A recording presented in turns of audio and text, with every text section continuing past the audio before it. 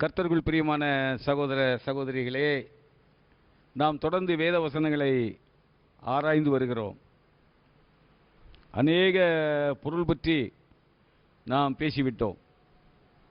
கடந்த வாரத்தில் கூட சபையிலே பெருந்திரளான மக்கள் கூடி வருவது சரியா என்பது பற்றி நாம் வசன ஆதாரங்களோடு நாம் ஆராய்ந்தோம். நாம் எந்த ஒரு கருத்தை நாம் சொல்வதென்றாலும் நம்முடைய சொந்த கருத்தை நாம் சொல்வதில்லை. கர்த்தருடைய வசனம் என்ன சொல்கிறது அதைத்தான் நாம் கடைபிடித்து வருகிறோம். அந்த விதத்திலே நம்மை கேட்டுக்கொண்டிருக்க பார்த்து கொண்டிருக்கக்கூடிய அநேகருடைய அநேக சந்தேகங்கள் தீர்ந்திருக்கும் என்பதில் நமக்கு ஐயமில்லை. அதையும் மீறி சிலர் நமக்கு போன் பண்ணி சில காரியங்கள் கேட்கிறார்கள். போனிலும் நாம் அவர்களுக்கு தெளிவுபடுத்துகிறோம்.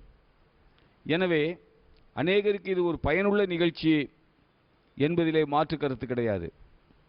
இன்னும் நம்முடைய பயணம் தொடர்ந்து கொண்டே இருக்கிறது.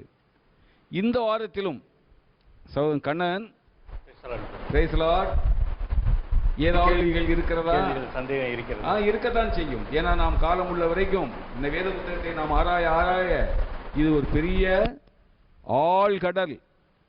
இதிலிருந்து முத்துக்களை எடுத்துக்கொண்டே இருக்கலாம். இந்த வாரம் உங்களுடைய சந்தேகம் என்னவோ? நீங்க சென்ற வாரம் சொன்னீங்க ஒரு சபை ஆராதனையில் கூடுமான வரை ஒரு 30-40 பேர் இருந்தால் தான் ஆண்டவர் ஆராதிக்கும் பொழுது ஒரு ஆத்ம நன்மை கிடைக்கும் அப்படின்னு. ஆனால் இது இப்போ திரளான ஜனங்கள் கூடி வர சபையில் வழிநடத்தவர்களும் சரி, சபையில் கூடி வர ஜனங்களுக்கு இந்த சத்தியம் தெரியாதா? அப்படி தெரிஞ்சிருந்து ஏன் இந்த மாதிரி திரளான ஜனங்களை கூட்டி இவங்க ஆராதனை செய்கிறாங்க? நான் போன வாரம் உங்களுக்கு சொன்னேன், இந்த பன்றி கூட்டங்கள் பைபிளை பற்றி என்னன்னே அதுங்களுக்கு தெரியாது. வேத புத்தகத்தின் முதல் புத்தகம் எது என்று கேட்டால் தெரியாது. ஆனால் அவன் சொல்லுவான், நான் ரட்சிக்கப்பட்டு ஞானஸ்நானம் எடுத்து அந்நிய பாஷையின் அடையாளத்தோடு ஆவியின் அபிஷேகம் பெற்றிருக்கிறேன்னு சொல்லுவான். இவ்வளோ பெரிய ஆளாயிட்டாக்கோ நீ? சரி, வேத புத்தகத்தின் முதல் புத்தகம் எதுடான்னு கேட்டால் பல்ல காட்டுவான், தெரியாதும்பான். இப்போ ஏற்பட்ட பன்றி கூட்டங்கள் தான் ஆயிரக்கணக்கில் ஒரு இடத்தில் கூடுகிறது. அதை நான் போன வாரமும் சொன்னேன். ஆடுகள் 100 கூட அல்ல, ஆனால் பன்றிகள் 2000. இதில் மாற்று கருத்துக்கெல்லாம் இடமே கிடையாது. மறுக்கிறவங்க தங்க சுய கௌரவத்துக்காக வேண்டாம் மறுக்கலாம். நான் ஏற்கனவே முந்தின நிகழ்ச்சிகளில் சொல்லியிருக்கேன், ஊழியக்காரர்கள் இன்றைக்கு ஊழியக்காரன் எவனாவது கர்த்தரால் அழைக்கப்பட்டு வந்திருக்கிறானா? அதுதான் என்னுடைய டவுட். கர்த்தரால் ஒருவன் ஊழியத்திற்கு அழைக்கப்பட்டு வந்திருந்தால் அவன் பணத்தையே பிரதானமாக வைத்து பிரசங்கம் பண்ண மாட்டான். குடு குடு குடு குடு. அப்போ இந்த ஊழியக்காரர்களுடைய பிரதான நோக்கமெல்லாம் பணம்தான். பரலோகத்தை பற்றிய நம்பிக்கை இவர்களுக்கு கிடையாது. பரலோகத்திலே பொக்கிஷங்களை சேர்த்து வைங்கள்னு சொன்னார் ஆண்டவர். பூமியிலே உங்களுக்கு பொக்கிஷங்களை சேர்த்து வைக்க வேண்டாம். அங்கே பூச்சி கெடுக்கும், துரு பிடிக்கும், புழு அரிக்கும், திருடன் கண்ணமிட்டு திருடுவான். எல்லாம் மத்தேயுவின் சுவிசேஷ புத்தகத்திலே மலை பிரசங்கத்திலே ஆண்டவர் சொல்லியிருக்கிறார். பரலோகத்தில் பொக்கிஷங்களை சேர்த்து வைங்கள்னார். இதெல்லாம் நம்ம ஏற்கனவே சிந்திச்சிருக்கோம். ஆனால் இன்றைக்கு ஊழியக்காரர்களுக்கு பரலோகத்தை பற்றிய நம்பிக்கையே கிடையாது. ஆனால் பரலோகத்துக்கு நான் போய் வந்தேன் என்று மட்டும் சொல்லுவார்கள். ஏனென்றால் இவர்கள் பொய்யர்கள். இவர்கள் பொய்யர்கள். கர்த்தர் அழைத்து ஊழியத்திற்கு வந்த ஒருவனும் இந்த உலக பிரகாரமான காரியங்களை குறித்து அக்கறை உள்ளவனாக இருக்க மாட்டான். ஆத்தும ஆதாயத்தை பற்றி மட்டும்தான் அக்கறை உள்ளவனாக இருப்பான். அதனாலே கூடி வரக்கூடிய திரள் கூட்டத்திற்கு சொரணை கிடையாது. ஒரு உண்மையான ஆவிக்குரிய மனுஷன் ஒருவன் இருப்பான் என்றால் ஞாயிற்றுக்கிழமையிலே நான் கர்த்தரை ஆராதனைனா என்னது? நம்முடைய உள்ளத்தின் ஆழத்திலிருந்து கர்த்தரை நன்றியோடு துதிக்கணும் இல்லையா? அதான ஆராதனை. இவன் சும்மா குத்துக்கலாட்டம் உட்காந்துட்டு எதிர்ச்சி போகிறதா ஆராதனை? இவனுங்களை நீங்கள் கேட்டீங்கன்னா சொல்லுவான், என்ன வாய் திறந்து பேசினா தான் ஆராதனையா? வாய் திறந்து பேசினா தான் ஆராதனையா? நாங்கள் மனசுக்குள்ளேயே நாங்கள் கர்த்தரை ஆராதிக்கிறோம். அப்படிம்பான். இதெல்லாம் வேலைக்காகக்கூடிய பேச்சா? ஐயா, அன்னாள் வந்து மனதுக்குள்ளதான் கர்த்தரிடத்தில் ஜெபிச்சாங்க. ஆனால் அவர்களுடைய உதடு அசைந்ததா இல்லையா? நீங்க உதடு கூட அசையாம உள்ளத்திலே பேசாமல் நாங்கள் ஆராதிக்கிறோம் சொன்னா, நிச்சயமான முறையில் நான் சொல்றேன், முடியாத காரியம். நாம் கர்த்தரோடு பேசுகிறோம் என்று சொன்னால், வாய் விட்டு சத்தம் போட்டு நம்ம பேசலைனாலும் நம்முடைய உதடுகளாவது முணுமுணுத்துக்கிட்டே தான் இருக்கும். அந்த ஆராதனைக்குண்டான திருப்தி ஒருவனுக்கு வர வேண்டும் என்று சொன்னால், ஒவ்வொரு ஆத்மாவும் கர்த்தரை உள்ளத்திலிருந்து துதிக்கணும். அதுக்கு 40 பேர் 50 பேர் கூடுற இடத்துல தான் முடியும். ஆயிரக்கணக்கான கூடுற இடத்துல நான் போன வாரம் சொன்னேன், சபையை நடத்துறவங்க, அந்த கூட்டத்தை நடத்துறவங்க, அவங்க மட்டும்தான் ஒரு 2 பேர் 3 பேர் ஜெபிப்பான். அடுத்தவன் ஜெபிக்க மாட்டான், ஜெபிக்க முடியாது. இப்போ இந்த கூட்டங்களுடைய நோக்கம் என்ன? கூட்டங்களுடைய நோக்கம் என்ன? Only collection. தசம பாகம், கவர் காணிக்கை, விசேஷித்த காணிக்கை, உற்சாக காணிக்கை, என்னென்ன பேர் வைக்க முடியுமோ அத்தனை வச்சு உங்க பாக்கெட்டுக்குள்ள இருக்கக்கூடிய அத்தனை காசையும் புடுங்குவது தான் இவர்களுடைய ஆராதனையின் நோக்கம்.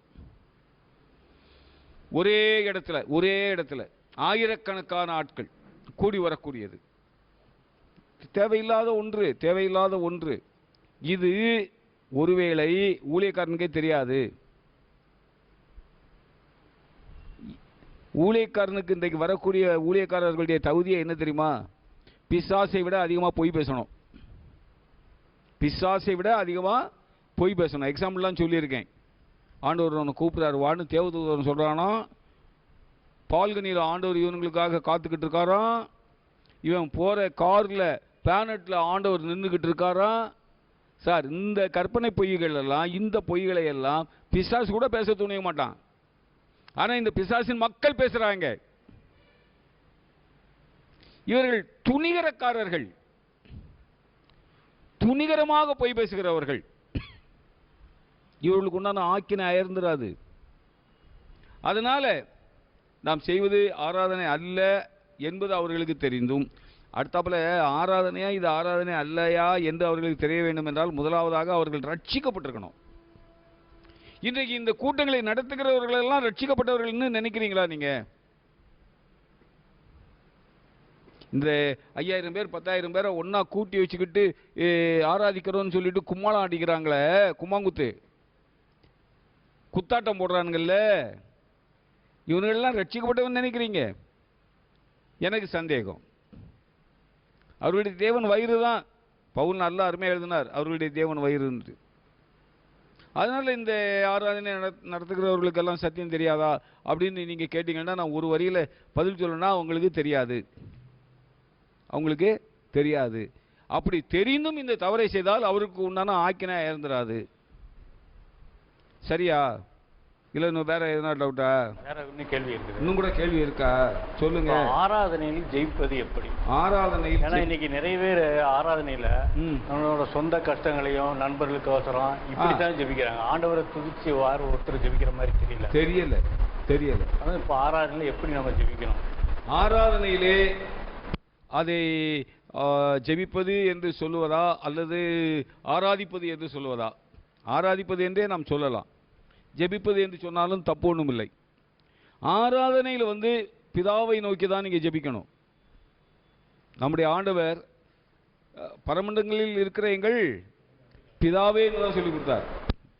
ஆராதனையின் மையப்பொருள் இயேசு கிறிஸ்து அல்ல, மையப்பொருள் பிதா. பிதா தன்னுடைய குமாரனை தந்தருளி இவ்வளவாக உலகத்தில் அன்பு கூர்ந்தார். யோவான் 3:16. அப்போ நம்ம நன்றி செலுத்த வேண்டிய முதல் கடமை, பிதாவாகிய தேவனுக்கு நாம் நன்றி செலுத்த வேண்டும். அடுத்து, பிதாவுக்கு மட்டும் நன்றி நாம் செலுத்தி நிறுத்தக்கூடாது. இரண்டாவது, என் நிமித்தமாக யார் போவார் என்று பிதா கேட்டபொழுது, பிதாவே இதோ நான் வருகிறேன், புத்தக சுருளிலே என்னை குறித்து எழுதியிருக்கிறது என்று சொல்லி மனமுவந்து குமாரன் இந்த உலகத்திலே வந்தார். பிலிப்பியர் எழுதிய நிருபத்திலே நாம் வாசிக்கலாம். பிதாவோடு கூட பிதாவுக்கு சரிசமமாக இருப்பதை அவர் கொள்ளையாடின பொருளாக எண்ணாமல் மகிமையெல்லாம் விட்டுவிட்டு மனித சாயலாகி இந்த பூமியிலே ஒரு மனிதனாக அவர் வந்தார். தன்னுடைய மகிமையை விட்டுவிட்டு ஒரு பாவ மனிதனைப் போல, ஒரு பாவியைப் போல மனித சாயலாகி பூமிக்கு வந்தார் என்று சொன்னால் அந்த தியாகமும் மிகப்பெரிய தியாகம். சொந்த குமாரனையே அக்கிரம சிந்தைக்கார பாவிகளுக்காக சிலுவையிலே பலி கொடுப்பதற்கு தன்னுடைய குமாரனை பிதா அனுப்பினார் என்றால் அந்த அன்பு மிகப்பெரியது. அதனால்தான் நாம் தேவனுடைய பிள்ளைகள் என்று அழைக்கப்படுகிறோம். நாம் தேவனுடைய பிள்ளைகள் என்று அழைக்கப்படுவதனாலே பிதாவாகிய தேவன் நம்மேல் வைத்த அன்பு எவ்வளவு பெரியது என்று பாருங்கள் என்று சொல்லி யோவான் எழுதுகிறார். பிதா நம்மேல் கொண்ட அன்பு மிகப்பெரியது. அதனால் பிதாவுக்கு நாம் நன்றி செலுத்த வேண்டும். இரண்டாவது, பிதாவினுடைய கட்டளைக்கு கீழ்ப்படிந்து மகிமையில் வீற்றிருப்பதை கொள்ளையாடின பொருளாக எண்ணாமல், பிதாவுக்கு சமமாய் இருப்பதை கொள்ளையாடின பொருளாக எண்ணாமல், அடிமையின் ரூபம் எடுத்து உலகத்திற்கு வந்து நம்முடைய ஸ்தானத்தில் நின்றாரே. அவர் என்ன தவறு செய்தார்? என்னிடத்தில் குற்றம் உண்டு என்று உங்களில் யாராயிலும் சொல்ல முடியுமா என்று அவர் கேட்டபொழுது, என்னிடத்தில் பாவம் உண்டு என்று உண்டு என்று உங்களில் யாராயிலும் சொல்ல முடியுமா என்று அவர் கேட்டபொழுது, அவரை பகைத்த பரிசேயர்கள் ஏதாவது விரல் நீட்டி நீர் இன்ன பாவம் செய்தீர், இன்ன தவறு செய்தீர் என்று ஏதாவது சொன்னது உண்டா? இல்லை, இல்லை. பரிசுத்தமே உருவாக இருந்த இயேசு கிறிஸ்து பாவிகளாகிய நம்முடைய ஸ்தானத்தில் நின்றாரே. நம்மேல் வர வேண்டிய வாரடி தானே அவர் மேல் வந்தது. நம்முடைய முகத்தில் துப்பப்பட வேண்டிய துப்பல் தானே அவருடைய முகத்திலே துப்பப்பட்டது. அவர் அனுபவித்த அத்தனை கஷ்டங்களும் நமக்காகத்தானே. அவர் ஏன் அந்த கேட்டடைந்தார்? அவர் ஏன் அழகற்று தொங்கினார்? கள்ளர்களுக்கு மத்தியிலே ஒரு கள்ளனை போல அக்கிரமக்காரரில் ஒருவராக எண்ணப்பட்டார் என்கின்ற வேத வாக்கியம் நிறைவேறும்படி கள்ளர்களுக்கு மத்தியிலே ஒரு கள்ளனை போல தொங்கினாரே. யாருக்காக? நமக்காக அல்லவா? அப்படி என்றால் நாம் எந்த அளவு அவருக்கு நன்றி உள்ளவர்களாக இருக்க வேண்டும் இல்லையா? அப்போ நாம் நம்முடைய ஆராதனை ஜெபத்திலே முதலாவது பிதாவாகிய தேவனுக்கு, பிதாவுக்கு நாம் நன்றி செலுத்தி ஜெபிக்க வேண்டும். இரண்டாவது குமாரனுக்கு, நம்முடைய பதிலாளாக நம்முடைய ஸ்தானத்தில் நின்ற குமாரனுக்கு நாம் நன்றி செலுத்தி அவரை துதிக்க வேண்டும். பரிசுத்த ஆவியானவர் இன்னைக்கு அநேகர் எக்ஸ்பெஷலி விசேஷமாக இந்த பெந்தகோஸ்தேக்காரனுங்க பரிசுத்த ஆவியானவரை ஒரு நபர் தத்துவம் உள்ளவராக கருதுவதே இல்லை. ஏதோ ஒரு சக்தி போல, ஆவின்னு சொன்னோடனே நம்ம பெண்கள் சமைக்கும் பொழுது அடுப்புல இருந்து ஆவி வருதில்ல, அது போல நினைச்சுக்கிட்டு இருக்கிறானுங்க. அவர் ஒரு நபர் தத்துவம் உள்ளவர். சத்திய ஆவியாகிய அவர் வரும் பொழுது, நம்முடைய ஆண்டவரே சொன்னார், சத்திய ஆவியாகிய அவர் வரும் பொழுது இயேசு கிறிஸ்துவே பரிசுத்த ஆவியானவரை அவர் இவர் என்றுதான் விழித்தாரே தவிர அது இது என்றெல்லாம் விழிக்கவில்லை. எனவே ஆவியானவர், பரிசுத்த ஆவியானவர் என்பது ஏதோ ஒரு சக்தி மட்டுமல்ல, அவர் ஒரு ஆள் தத்துவம் உள்ளவர். இப்போ நம்மை சத்தியத்திற்குள்ளே வழிநடத்தினது யார்? நம்முடைய மனக்கண்களை திறந்தது யார்? நாம் பாவி என்பதை உணர வைத்தது யார்? பரிசுத்த ஆவியானவர் தானே. சத்திய ஆவியாகி அவர் வரும் பொழுதுதான் உங்களை சகல சத்தியத்திற்குள்ள நடத்துவார். நான் பாவி என்கின்ற உணர்வை எனக்கு தந்தது யார்? பரிசுத்த ஆவியானவர். என் பாவத்தின் பரிகாரிதான் இயேசு கிறிஸ்து என்கின்ற அறிவை எனக்கு தந்தவர் யார்? பரிசுத்த ஆவியானவர். நான் ஆண்டவரை என்னுடைய மீட்பராக இரட்சகராக நான் அங்கீகரித்து என் உள்ளத்தில் ஏற்றுக்கொள்ள வேண்டும் என்கின்ற அறிவை தந்தது யார்? பரிசுத்த ஆவியானவர். நான் ரட்சிக்கப்பட்டது மெய்யென்றால் நான் ஞான ஸ்நானம் பெற்றுக்கொள்ள வேண்டும் என்கின்ற அறிவை எனக்கு தந்தது யார்? பரிசுத்த ஆவியானவர். இப்படி சகல சத்தியத்திற்குள்ளும் என்னை வழிநடத்தக்கூடிய அந்த பரிசுத்த ஆவியானவரை நான் துதித்து சோசரிக்குமா வேண்டுமா வேண்டாமா?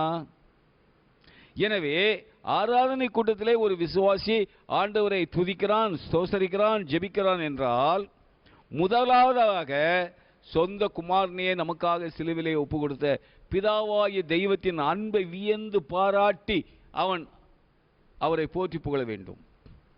இரண்டாவதாக சிலுவையின் மரண பரியந்தம் பிதாவுக்கு கீழ்ப்படிந்து தன்னையே அந்த அவமானமான மரணத்திற்கு ஒப்பு கொடுத்தாரே, நமது நிமித்தமாக அந்த மாசற்ற குற்றமற்ற அந்த மகிமையின் ராஜாவை இயேசு கிறிஸ்துவை மனமாற போற்றி புகழ வேண்டும். மூன்றாவதாக இப்பொழுது நம்முடைய உள்ளத்திலே தங்கி குடியிருந்து, எங்கே அல்ல, நம்முடைய உள்ளத்திலே தங்கி குடியிருந்து சகல சத்தியத்திற்குள்ளும் நம்மை நடத்துகிறாரே. நாம் ரட்சிக்கப்படுவதற்கு காரண கர்த்தாவாக இருந்து பாவத்தை குறித்து, நீதியை குறித்து, நியாய தீர்ப்பை குறித்து நமக்கு கண்டித்து உணர்த்தி நாம் ரட்சிக்கப்பட வேண்டும் என்கின்ற அவசியத்தை நமக்கு உணர்த்தின அந்த பரிசுத்த ஆவியானவரை நாம் துதித்து ஸ்தோத்தரிக்க வேண்டும். இதுதான் ஆராதனையிலே செய்யக்கூடிய ஜெபம். கர்த்தருடைய மகத்துவங்களை பேசலாம். கர்த்தர் எப்பேற்பட்ட பெரியவர், எப்பேற்பட்ட அதிசயமான காரியங்களை எல்லாம் அவர் செய்கிறார், அவருடைய வல்லமை என்ன, அவருடைய கர்த்தத்துவம் என்ன, அவருடைய மகிமை என்ன, இதையெல்லாம் நீங்கள் வேத வசனங்களிலே படித்ததை வைத்து அந்த வசனங்களோடு சேர்த்து நீங்கள் அவரை போற்றலாம், துதிக்கலாம், ஸ்தோத்தரிக்கலாம். இதையெல்லாம் செய்யாமல் ஆராதனையிலே வந்து உட்காந்துக்கிட்டு என் வீட்டு கஷ்டத்தை பாரு, குடிக்கிற புருஷனை பாரு, அடங்காத பிள்ளைய பாரு, நான் பட்ட கடனை பாரு, கடங்காரம் பண்ணுற கொடுமையை பாரு. சார், இதெல்லாம் வந்து இங்கே ஜெபிச்சுக்கிட்டு இருந்தாங்கன்னா அவங்களுக்கு ரட்சிக்கப்படவே இல்லைங்க. அவங்களுக்கு ரட்சிப்புனா என்னன்னே தெரியாது, ஆராதனைனா என்னன்னே தெரியாது. அதனால் கர்த்தருடைய சமூகத்திலே நாம் கர்த்தரை ஆராதிக்க வேண்டும் என்றால் ஆவியோடும் உண்மையோடும் பரிசுத்த அலங்காரத்தோடும் நாம் அவரை பணிந்து கொள்ள வேண்டும். அது மாத்திரமல்ல, பயத்தோடும் பக்தியோடும், பயபக்தி இருக்க வேண்டும் ஆராதனையிலே. இப்போ இந்த சந்தேகம் உங்களுக்கு தீர்ந்திருக்கும்னு நினைக்கிறேன், ஆராதனையில் எப்படி ஜெபிப்பதுன்னு சொல்லி. இந்த ஆராதனை நேரத்தில் வந்து சாட்சி சொல்கிறாங்களே, அது சரியா? இது நீங்கள் கேட்கல, என் உள்ளத்தில் பட்டதை நான் சொல்கிறேன். ஆராதனையில் வந்து நீங்கள் சாட்சி கட்சியெல்லாம் சொல்லிட்டு இருக்கக்கூடாது. என் பிள்ளைக்கு வேலை இல்லாமல் இருந்தது, என் புருஷனுக்கு, அதுலேயும் பொம்பளைங்க விசேஷமாக பொம்பளைங்க சபையில் பேசவே கூடாதியா. நம்ம தடப்பாடாக அடித்து அதை நம்ம சொல்லிட்டு இருக்கோம். பெண்கள் சபையில் பேசுவது, ஸ்திரீகள் சபையில் பேசுவது அயோக்கியமாக இருக்கும். நாங்கள் ஆண்டவருக்கு மகிமையை தானே வந்து சாட்சி சொல்கிறோம். அதை தான் அப்போஸ்தலனாகிய பவுல் எழுதினார், என் பொய்யினால் கர்த்தருடைய நாமம் மகிமைப்படும் என்றால் இனி நான் பொய்யன் என்று ஏன் அழைக்கப்பட வேண்டும்? அப்போ என்னுடைய மீறுதலினால், கர்த்தருடைய கற்பனைகளை நான் கை கொள்ளாமல் மீறுவதினால் கர்த்தருடைய நாமம் மகிமைப்படும் என்றால் மீறுதல் பாவம் ஆகாது இல்லையா? வசனத்துக்கு நம்ம கீழ்ப்படியணும், வசனத்தை மீறக்கூடாது, வசனத்துக்கு கீழ்ப்படியணும்.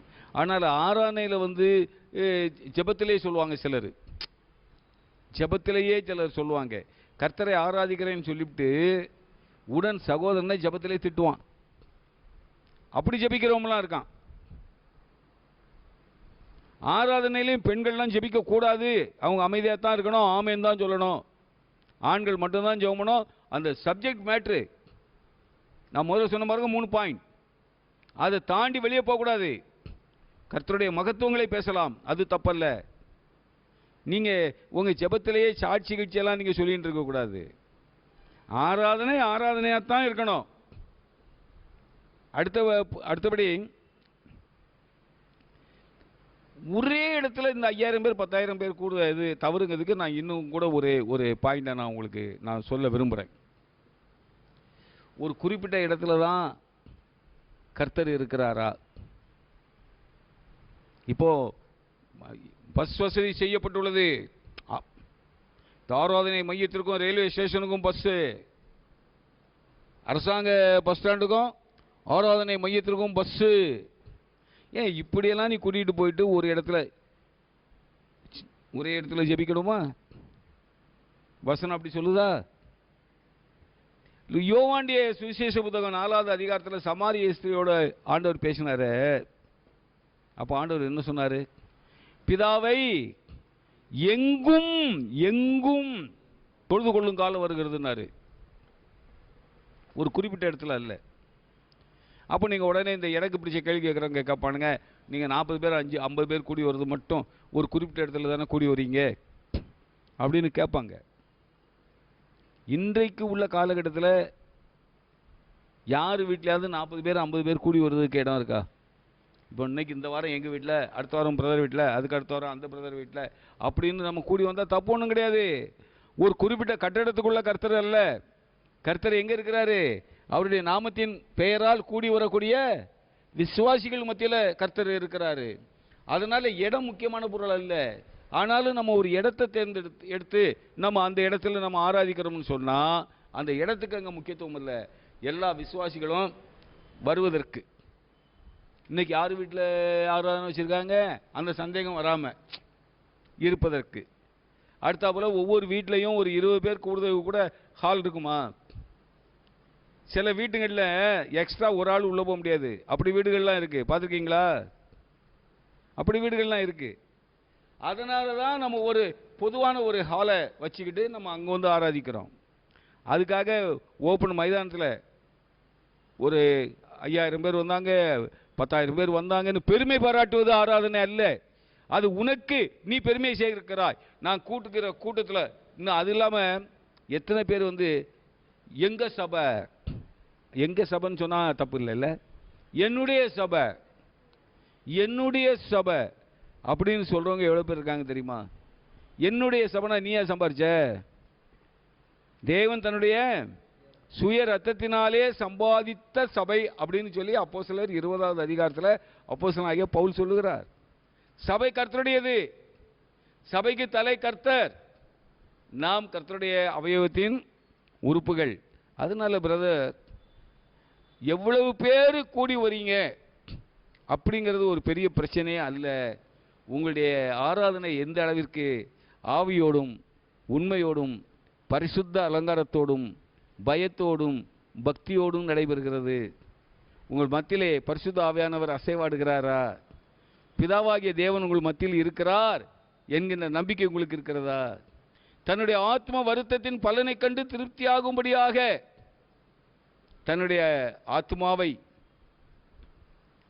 சிலுவையிலே ஊற்றிய இயேசு கிறிஸ்து நம்முடைய மத்தியிலே இருக்கிறார் என்கின்ற நம்பிக்கை நமக்கு உண்டா? பிதாவாகிய தேவன் தன்னுடைய குமாரனை சிலுவையில் ஒப்பு கொடுத்ததுக்கு என்ன பிரதிபலன் காணப்படுகிறது? எந்த அளவிற்கு அதை விசுவாசிகள் நன்றியுள்ள இருதயத்தோடு எண்ணி பார்க்கிறார்கள் என்று அவர் கவனிக்கும் பொழுது பிதா மகிழ்ச்சி அடைய வேண்டும். குமாரன் ஏசாயா தீர்க்கதரிசி சொல்கிறார், அவர் தன்னுடைய ஆத்ம வருத்தத்தின் பலனை கண்டு திருப்தி ஆவார்னு. குமாரன் தன்னுடைய ஆத்ம வருத்தத்தின் பலனை கண்டு திருப்தியாக ஆகும்படியாக நம்முடைய மத்தியிலே இருக்கிறார் என்கின்ற அறிவு நமக்கு இருக்கிறதா? கர்த்தரை ஆராதிக்கிற ஒவ்வொருவனுக்கும் அந்த அறிவு இருக்க வேண்டும். மூன்றாவதாக பரிசுத்த ஆவியானவருடைய அசைவாடுதலை நாம் உணர வேண்டும். ஒரு சின்ன உதாரணம் ஏற்கனவே உள்ள முந்தின எபிசோட்ஸில் சொன்னாலும் சொல்லியிருக்கலாம். இருந்தாலும் ஒரு முறை சொல்வதில் ஒன்றும் தப்பு இல்லை. சபையிலே பெண்கள் பேசக்கூடாது. ஒரு சகோதரி வீட்டில் வசனங்களெல்லாம் படித்து நிறைய தியானிச்சாங்க. தியானிச்சுட்டு அவங்களுக்கு ஒரே ஆதங்கம், நம்ம போகிறது பிரதரன் சர்ச்சு, அங்கே வந்து பெண்கள் பேசக்கூடாது. நான் அன்றைக்கி தியானித்த கருத்துக்களை எல்லாம் வெளியே சொன்னால் எல்லாருக்கும் அது எவ்வளவு பிரயோஜனம் உள்ளதாக இருக்கும். ஐயோ ஆனால் நான் சொல்ல முடியாதே அப்படின்னு சொல்லிட்டு சபைக்கு வராங்க. சபையில் வந்து உட்காடுறாங்க. ஆராதனை ஸ்டார்ட் ஆகுது. சிலுவை பாடுகளை தியானிக்கிறாங்க. அப்போ இந்த சகோதரி என்ன என்ன கருத்துக்களை தியானிச்சிருந்தாங்களோ அதையெல்லாம் ஒரு வார்த்தை கூட தப்பாமல் ஒரு சகோதரன் சொல்லிக்கிட்டே இருக்காரு. அப்போ இந்த சகோதரிக்கு சொல்ல முடியாத சந்தோஷம். மெய்யாகவே பரிசுத்த ஆவியானவர் இருக்கிறார். என் உள்ளத்தில் உள்ளதெல்லாம் அந்த சகோதரனுக்கு தெரியறதுக்கு வாய்ப்பே கிடையாது. என்னுடைய இருதய ஆதங்கமெல்லாம் அந்த சகோதரனுக்கு தெரியறதுக்கு வாய்ப்பே கிடையாது. ஆனால் பரிசுத்த ஆவியானவர் என்னை மகிழ்ச்சி அடைய செய்யும்படியாக, அருமையான மகளே, நீ தியானித்ததெல்லாம் உன்னால் சொல்ல முடியவில்லை என்று வருத்தப்படாதே. ஒரு பெண் சபையில் பேசக்கூடாது. ஆனால் உன்னுடைய குறைவுகளை, ஆவியானவர் நிறைவாக்குவார். சகோதரனிலிருந்து உன்னுடைய கருத்துக்களை எல்லாம் சொன்னார் என்று சொல்லி ஒரு ஆர்டிகிள் படித்தேன், நான் ஒரு புத்தகத்தில் படித்தேன். ஆவியானவர் அசைவாடுகிறார் அந்த இடத்துல. ஆவியானவர் அசைவாடினால் மாத்திரம்தான் ஒவ்வொருவருடைய ஆத்மாவில் உள்ள தாகத்தையும் அவர் தீர்ப்பார். ஒவ்வொருவருடைய ஆத்மாவில் உள்ள தாகத்தையும் அவர் தீர்ப்பார். ஒரு முறை நம்ம சபையில் நடந்த ஒரு சம்பவம்.